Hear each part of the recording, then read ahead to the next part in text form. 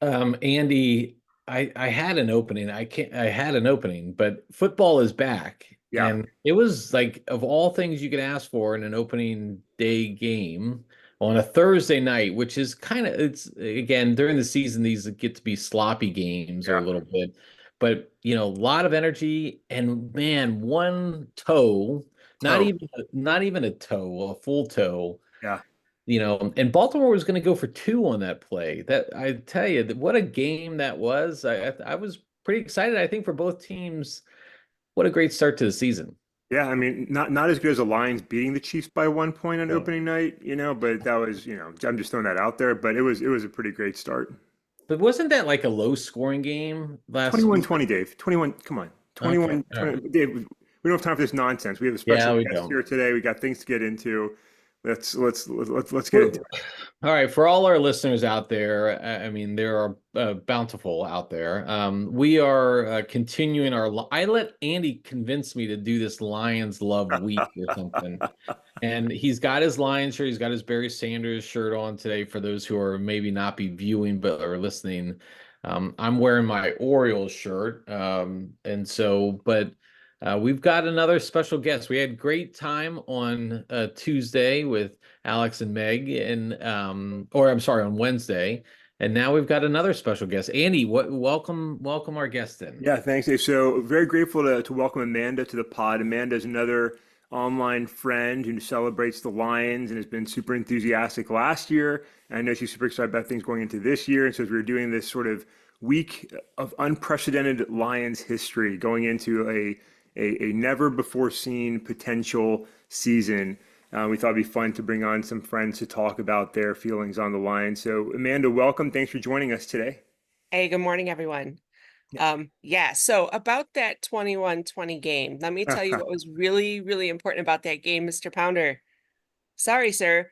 That was our first glimpse at a Super Bowl caliber offense for the Lions. Okay. All right. I mean, and look, Andy and I were talking about this earlier. I mean, your offense got better too. And you kept your offensive coordinator where he may have gone to another team. Yeah. He decided to stay. I'm there with you guys, I think, this year.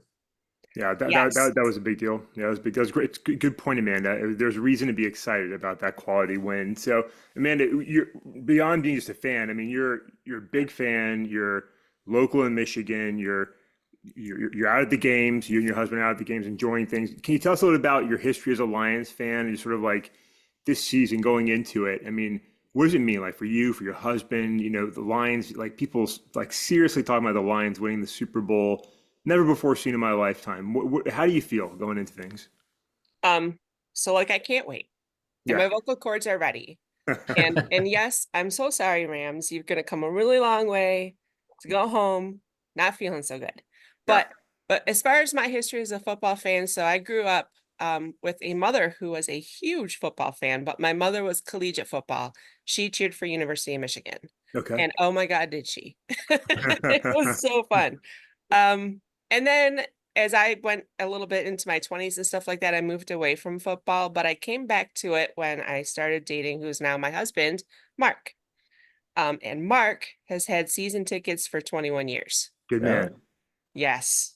Back Because at the Silverdome there's some even. ugly years in those 21 years. And he's been loyal to it. This gives you a hint as to why he's with me. But anyway, so he started taking me to games back when we started seeing each other in 2016, and man, I got hooked. Yeah. There's drama, there's stories, there's strategy. I didn't know a thing about the sort of X's and O's of football, but I got right into it, and Yeah. I'm so grateful. We spend pretty much every home Sunday at the ballpark, and boy, is it great. I I I can't wait. I mean, I don't know how to describe it. Andy, you're going to be there sometime this year, Yeah. and the place vibrates. hmm. It Yeah. just vibrates. It's going I'm to be super awesome. I excited about can't wait. that. I mean, to be there, like we've always done road games, and so there's always there's some great Lions fans out of road games for sure. But like the idea of being there as the home team, like I can't even imagine. So Amanda, you and Mark are going to be there Sunday night to welcome Matt Stafford back to Detroit. I wouldn't say we're gonna welcome him. He's definitely gonna hear some noise. It's probably gonna sound something like boo. Yeah, And yeah, his wife is probably gonna give some commentary about it and yes, rinse, yes. lather, repeat. The illustrious Kelly Stafford, Detroit's favorite former football wife, I think. So, well, I mean, so tell us, I mean, as you go into it, you've got an understanding of the game. You guys are out there, eight times a year cheering on Detroit. Like we were saying, I mean, the expectations have never been this high. People predicting the Lions to win the Super Bowl, to win the NFC. I mean, they're anything short of getting to the big game is going to be looked at as a disappointment. What are your predictions for this year as you look at Detroit? I know you're a fan, but like trying to really look at this team, what do you think? Do you think the Lions can really do it? Do you think there's some stumbling blocks ahead of them? What do you see? I think it's really hard to predict how far the Lions are gonna go this year because, of course you've got your own preparation, you've built through the draft, you've built through free agency, you've made some changes in the roster, especially on the defensive side. The defensive side is definitely where we needed the work, Yeah, right? Although our run defense was top two, everything else was, I would call it bottom tier. We really needed a lot of work. Um, if that defense as a cohesive unit can be sort of top 50% and the offense is firing in the same way, I don't put a limit on how far the Lions can go. I Mm. think Super Bowl is entirely possible. But the thing is, you have to get in there and play every game yeah. because random things happen that are somewhat uncontrollable. It's not all data driven. There is an element of luck. So we have to see how that plays out. Yeah, it could be as simple as a toe being a little bit over the line, like Baltimore felt last night. So yeah, I mean we need a healthy season for sure. You already had the Panay scare earlier, in preseason where everybody was worried that Panay might be hurt. So there's definitely things that can go sideways for a team. But you're right. I mean everything needed, and that defense is better. The secondary is better. I trust Aaron Glenn. I mean everything is there for it to be a great season. So as we get excited, Amanda, as one pride, as the community all over the country is just excited about the Honolulu Blue. We look south and we see the always frustrated Dallas Cowboys and Oh my Dave's God. team. We didn't need to spoil the pot, Andy. Well, Why, I'm why? just saying, I want Amanda to offer you some encouragement. She's Oh my seen God. Detroit struggle. She's lived through the Matt Patricia years. She's banged her head against the wall. Her husband and her have commiserated, over Alliance things gone wrong. Amanda, any words of encouragement for Dave as he goes into this season with his Dallas Cowboys? Anything you'd like to offer him to maybe help him through the pain he's going to be feeling? Get your brown bag ready. I, I'm look. sorry. You want me to sympathize with the Cowboys? Cowboys who seem to own every referee that steps on their field. I Oh don't my think so, God. man. You can get your own sympathy. I mean, let's just be truthful. Like, I mean, Cowboys, like, I don't think there's any comparison between the lows of the Lions and the lows of the Cowboys. We're just having we can make the playoffs, we just Yeah, don't do anything in them. But the brown bag, like it is, I was traveling this week and I was with another Cowboys fan, and we both were like unanimous. Like we were both like, I'm not, the Cowboys could be 15 and 2, 16 and 1. It doesn't matter. yeah. They have to like, because we just know the other shoe is going to drop and all that stuff. But I don't want to talk about the Cowboys, man. We have you here to talk Lion stuff. So let me ask you this. So Andy, he's got his jerseys. Last on Wednesday, he added somebody else's jersey. I don't know who that was, but Calvin Johnson, okay, Megatron. okay. You got Barry Sanders. That's Are right. you two questions, one and a follow up? Are you sporting jerseys at the game? And if so, what's your number? I wear Amon-Ra St. Brown Okay. proudly. That is my guy. Yes. He is awesome. He is everything about grit and he is everything about tough. Every time I think I'm not going to do this, I don't want to do this, I don't feel like it. It's like, no, no, you can't wear that jersey and have that attitude. So Yeah. Amon-Ra St. Brown is my first choice, and my Love that husband guy. likes to wear Aiden Hutchinson. But we Yes. also Oh, have nice. Megatron and stuff like that too. Yeah. But Team but team think captain about Aiden Hutchinson. Team captain Aiden Hutchinson. Team captain. Yeah, well, yeah. and I think that's kind of, if you look at these, I mean, if anybody want to look at what it takes to build a successful football team. Just look at the. I mean, I'm not trying to pout like barf at the mouth with all the Lions praise here, but like they built the team the right way. Like you just mentioned St. Brown and Hutchinson. I mean, those are through the draft. They weren't acquired via trade or anything. I mean, the Jared Goff, he was like nobody wanted him, and they brought him over and built that up. They have the running backs have been built through the draft. Everything about them is what you would want in a football team. And it does kind of sadly remind me of those early 90s Cowboys where, everything was built internally and they coached really well. I mean, how is the town with Dan Campbell? Like you live it every day. Andy lives it remotely, but how is the town with Dan Campbell? I mean, he was laughed at in the beginning because of his kneecaps comments and all this other stuff. But who's laughing now? So I listen to a sports talk radio up here, and every so often you'll get a caller who's like, "Man, Dan Campbell's got to be fired," and I'm just like, "What are you even talking about?" People who have that mentality or whatever, maybe they're just, maybe they had a bad day, maybe their coffee was cold. I don't know. But let me tell you about Dan Campbell. It isn't just a culture that he set up. He set up like an entire new Lions just existence, right? His expectations, his ferocity, everybody in that building carries it.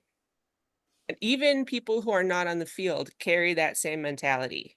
I went there last night. There's an event for ticket holders. We picked up some bobbleheads and some goodies and got to Nice. meet our ticket reps and stuff like that. And man, even these reps, you ask them a question, they're finding the answer. They do not hesitate for a second. They ask each other, like there's no, it's systemic now throughout that entire organization. So anybody who says Dan Campbell has to be fired is probably gonna have to go through Sheila Hamp first. Yeah. Because her entire building breathes that mentality. And I mean, it's worth saying. I think everybody loves Dan Campbell. Everybody loves Sheila. Like I said on Wednesday, like it's just crazy. Like for Lions to like truly appreciate their owners is crazy. Mm. But Brad Holmes can't get enough credit either, right? I mean, Dave talked about building the team the right way. I mean, Brad Holmes came over from the Rams, and what an incredible job he's done. Working with Campbell to build this team to get the right players. He knew what Jared Goff could do. He made a fantastic trade to bring him over. I mean, he's just doing an incredible job. This group, Sheila, Brad, Dan, what a phenomenal job they're doing. And you're right, it is kind of reminiscent of when the Cowboys were killing in the '90s, when Jerry was doing a great job.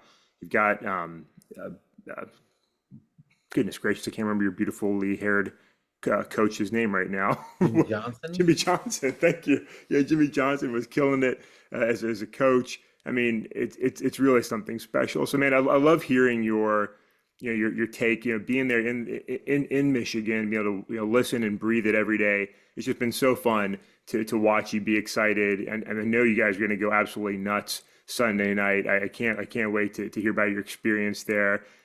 Just best of luck to you for your husband. Truly enjoy it. And yeah, I'm going to be up there in November with my lovely wife. We can't wait to go and enjoy that game. So I look forward to that greatly. But any final words of wisdom or encouragement, or is anything else completely off topic you want to throw out there while we're chatting this morning? Um, no, I mean, I just thank you for giving me the opportunity to talk about, the Detroit Lions. It's a huge part of, especially this part of the year for us. Yeah. And I can't wait to get there and be with all my friends. I can't wait to meet you, Andy, and be excited and maybe give you a high five at least at some point. Um, and boy, I'll tell you what, I just Sunday night, if we walk out of there Sunday night and we've seen Matthew Stafford struggle to make a pass a couple times because he's under pressure or his Yeah. people are covered, man, next time you hear from me, I'm not gonna be it's gonna be bad. Just It, it's going to it's be gonna tough. be bad. I'm gonna be that fan. Yeah, I mean, listen, they've got great receivers on that team, but our secondary is really strong. And if they can cover them a little bit, with Matt's happy toes, looking with Aiden Hutchinson and Reader coming down on him hard, like that could go that could go rough for him Sunday night. So thank you so much. I'm so fun to celebrate with you. Thanks for waking up early to be a part of this with us, Dave. And anything you want to throw Amanda's way before we let her get back to the real world instead of the nonsense we start here in the mornings? Yeah, no, Amanda, thanks for joining us. And it is great. I am genuinely happy for you. I just I just hope you're not disappointed like I am every year. But no, all seriousness, have a great time at the game. I do think the Lions are going to beat the Rams up. I think they're going to beat them up pretty well. But let's I wish you the best this season. Thank you, sir. You too. Amanda, thanks so much. Can't wait to talk more on Threads, and we'll talk soon. And yeah, hope we'll get a chance to slap hands in November and be excited together. Perfect. Thank you. Have a great Awesome. day. Thanks for joining us. Take care. Bye-bye. Bye. It- Dave, it's so fun. It's so fun to have folks on just to hear their excitement. And I mean, you know, they Lions fans have suffered for so long. I think, especially, I mean, like I said, I do it from afar. I've been cheering them on for over 30 years. But you know, here I am in Virginia doing that. I think for the city, you know, for folks in Michigan that have just, you know, seen every other team do well and just struggled with the poor Lions over the years and seen so much great talent come in and out and just not get anything done. This is really an incredible time. So thanks for indulging Lions Week here as we go into the season to celebrate, you know, what could be a great season. I think it's been real fun to do that. Amanda's, you know, wonderful. Alex and Meg were great to have on. It's really fun. So thanks for indulging us. But Dave, I know there's probably other things we're going to talk about. Maybe the Chiefs game, maybe other things. You've had a busy week on your end. Where are you taking us for the second half of this pod? Andy, so we'll put up the timer here and we'll do this segment here. But I did a lot of travel this week, Andy, Yeah. and so I will say it was not. I went to New York for a day and a half. I mean, I went there like Tuesday night. We were there for the pod on Wednesday, and then I left yesterday morning, Thursday morning. Went to DC. I was supposed to be in DC for longer, but I had to do the detour to New York, and then went to DC to speak at a conference, and then I flew home last night. So I went, you know, 2.5 days, three places. But let me just tell you about my airport experience, Andy. One, it was like I was surprised at like, and look, I don't fly as much anymore, mostly because I would rather drive places. I would rather get in the like people when we go to Baltimore or when we go up to Virginia to visit friends or family, it's like a 7.5 hour drive. But and everyone's like, why don't you just fly there? I'm like, well, because what are we really saving in the end for all the hassle of having to go to the airport, park, and do all this other stuff? So I love to just make that drive up Yeah. 81 and all that other Yeah. stuff. That said, Tuesday night going into Charlotte, I was expecting like a horror show because every time I've been to the Charlotte airport, it's a mess and walked right up in no line in security, walked right in. I had the leisurely time of pulling things out of my bag to put in the bins.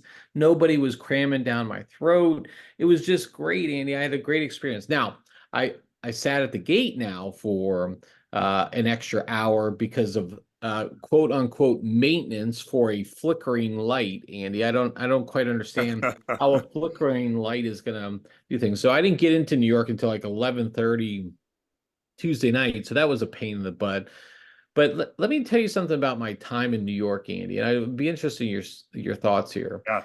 Like I get out and my hotel was off Times Square, and so that's probably a madness time place anyways. But um the smell of pot in the city, Andy, was like out of control. And I'm not just talking about in Times Square, but like we walked to the office location we had to go to, but it was I mean overwhelming Yeah. in a lot of respects. And I think it turned me off about the city, Andy. And yes, as I walked longer outside of the center part of Manhattan, it did dissipate a little bit more.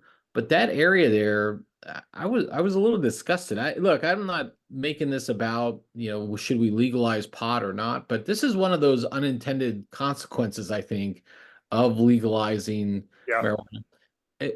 It shouldn't like, hey, look, these guys make stronger doses of weed. Shouldn't they make it where it doesn't smell? I mean, I'll tell you. I mean, that's I'm all for legalization. We've talked about that, I think before. Yeah. I think, but I do think it's a lot. I mean, it's a lot. I mean, I've been in, I was in Portland, for example. And I went running, and I was just like, good God, like I just want fresh air. And I think it's one of those things where, like, I'm fine with people doing whatever they want to do on their own for themselves, however they want to do it.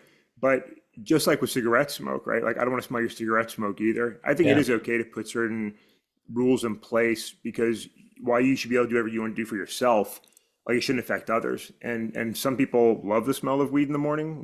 That's their thing. Others don't. Like I want to smell the fresh guy. And I'll tell you, in New York, I'm not sure that the smell you get if you don't know the smell of weed is any better, right? I mean, Well, that's it's got fair. its I own mean, yeah. sort of But right. So I'm not sure that it's much better. It's not exactly fresh air all the time, but it's a fair grumble, I think, right? I mean, I think as you look at legalization and other things like that, when one's actions cascade over to somebody else's world, we have to look at those things and just like we should always be considerate of others. Not ideal. I agree with you there. I don't like going for a run. And I smell here. I mean, when I'm out in town in Leesburg and I'll be out there, I was out humping a ruck yesterday and I was walking around and I'll be walking on the trail. I'm like, come on, man. Like, yeah, don't yeah. smoke your cigarettes. Don't smoke your weed on the trail, right? We're out here trying to be healthy and have fun. But Dave, it's frustrating, but exciting. New York is an incredible place. I know you're there for work. I know you went there with your lovely wife. You're busy, but like, I love New York City. I mean, it's an Yeah. incredible place. There's so much there. I mean, I don't know if I'd want to like commute there every day. I think that would be quite a drag. And I Yeah, know people do it, and I know there's a whole routine, the train and all the other stuff. I love just walking around the city to that point. Let me tell you, Andy, my daughter had asked that I bring her back this Swedish candy from this place called Bon Bon. I guess it's some big place in town. It's on Instagram or wherever.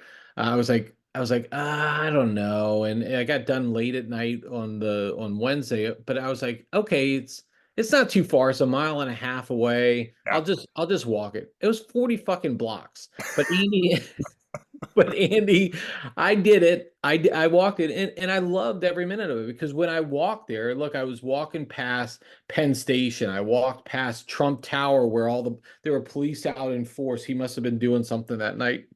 But you walk past Madison Square Garden, you walk, past the Met, all of these great landmarks about New York. If you haven't been, I know you have, but I mean, for listeners out there, if you haven't been to New York City, the pot smoke aside, like it is just an amazing, yeah, amazing city. Like, and it's such a diverse city. yeah. I love like fancy restaurants or not. I love getting street vendor food. I love just picking things up. It's such a cool place. Yeah, and David, what's amazing, I mean, it truly is like the city that never sleeps. I mean, you could be out there, we've gone to shows and then gone out to eat after, and it's like, 1 a.m. and things Yeah. are just getting started, right? People are just going out, and like I can't handle that. I'm old and whiny, but it's just so fun. There's such a feel of energy and excitement, and I just feel like people truly celebrate being in New York City, and so I love it. While I loathe their sports teams, it really is a pretty awesome place. But Dave, I mean, successful travel is good. I mean, I've got a string of flights coming up. I'm dreading it. I hate the whole process of it. I'd rather be in my car enjoying the beautiful American road. So I'm glad that things went well for you and that you're back at home station. Any other wild experiences on this little journey? No, I'll tell you that my experience at Reagan National was also very easy. Like it Yeah, wasn't a zoo, look, I don't think I was traveling on any times that were not peak times. I think if I went back next Tuesday or come back on Thursday, it'd be crazy. But I was encouraged that other than the one flight delay, everything was pretty pretty good. So yeah, LaGuardia is also I've never flown into there or used that airport. It's beautiful. So yeah. anywho, so Andy, one thing we haven't talked. I know we got to wrap up for this week, and we had a great Lions stuff going on, and we've got great pro football coming up. Andy, Yes, we it's an do. exciting week. But we didn't talk politics at all this week. I think that's a win, Andy. That's a I win. think it's a win too, Dave. It's been such a nice break. I mean, there's all the craziness, it doesn't stop, but it's like it's every single day. And there's been some big things. I mean, It's been a big week, Yeah. for us in this country, on a number of topics. But I mean, politically, the big Department of Justice announcement about Russian information operations. There's some really interesting things. But I was grateful to not dig into it with you this week and not talk about, presidential elections and divisive party politics. We've got a big debate coming up next week. I think we're going to have to talk about some things, but we're also going to have, NFL weekend football kickoff here, right? So we're going to talk Lions, we're going to talk Cowboys. We've got to revisit our top five. Dave, I'll say this, Yep. as everybody gets excited this week, right? I mean, people are going to be down on their teams, they're going to be high on their teams.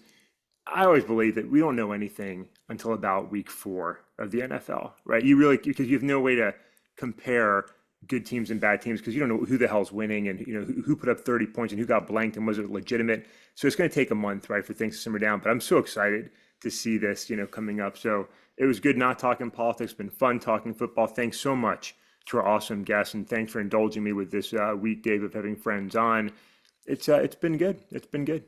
Never again, Andy. Never again. So, yeah. Hey, look. I mean, the first month of the season, especially when starters don't really play the preseason, the first month is really like the I mean, a preseason schedule. So I agree with you. Like the week 4 or 5, that's when you can start seeing, okay, this team may really be good because there's going to be some bad losses this month. Yeah. I mean, there's going to be like the Panthers are going to beat somebody, and you're going to be like, how the fuck did the Panthers beat anybody? And so. All right, Andy, let's wrap that up. I do want to make just one note of a political side, Andy, if I could. When a candidate talks about raising tariffs, everyone, just an economics lesson, when a candidate talks about raising tariffs to pay for things, that's true. That will bring in more income. But the economic impact is actually on the consumer Oh because the yeah. prices don't go down, they go up. And so because the manufacturer wants to make that money that they were making before. So when a candidate talks about that, that may not always be a good thing. So I'll just put that in mind because I think that's getting a lot of play today. So, Andy, with that, I'm excited to catch up with you Monday and we'll do our top 5.